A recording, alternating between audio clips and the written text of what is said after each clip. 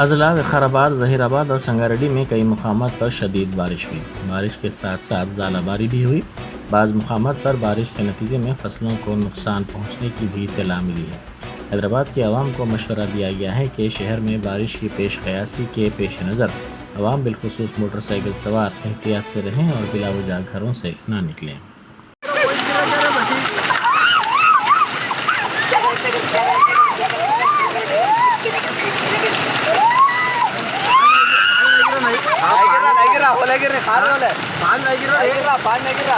ఖాళీ హోలగిరి చావతాగి ఇల్లు ఉంటుందా పోతుందా ఇది